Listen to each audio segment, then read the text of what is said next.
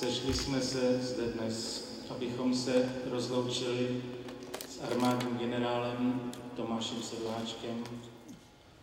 S úsměvem říkával, že je o 10 měsíců starší než naše republika.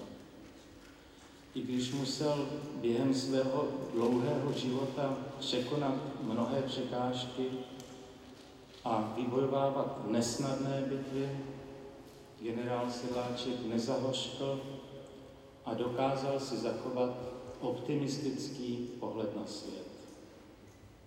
Byl to skutečný voják, hájící čest důstojnického stavu a vyzařující prvorepublikovou armádní noblesu. Dokázal oslovit, dokázal inspirovat a hlavně dokázal vést k zamyšlení. Byl autoritou. Byl osobností, která se významně zasloužila o naší vlast. Odešel člověk s velkým Č. Odešel důstojník s velkým D. Český národ ztratil jednoho ze svých významných synů. Toto smuteční shromáždění, zájem lidí, zápis na kondolenční archy i bezpočet vzpomínek jsou důkazem těchto věd.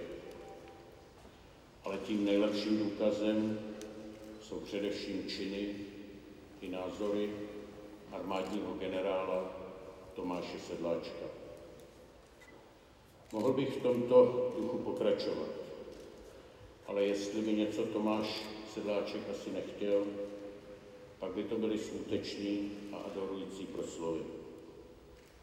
Proto bych rád v následujících minutách zauvažoval nad 2 slovy, která pro něj byla důležitá. Těmi slovy jsou důstojnost, respektive důstojník. Armádní generál Tomáš Sedláček nebyl důstojníkem proto, že by měl na příslušnost ke sboru nárok díky vzdělání nebo svému věku.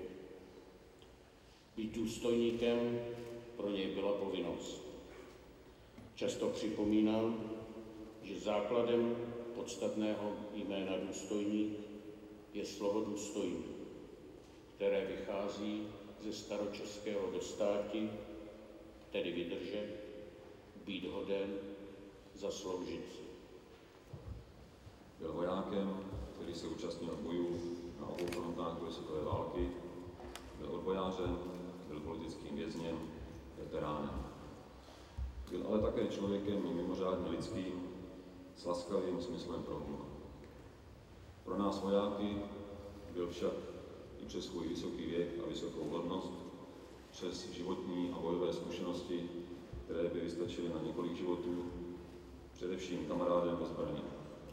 Kamarádem, kterému jsme rozuměli a který rozuměl nám, který mluvil stejným jazykem, prostým ukázalostí a velkých slov bez obsahu.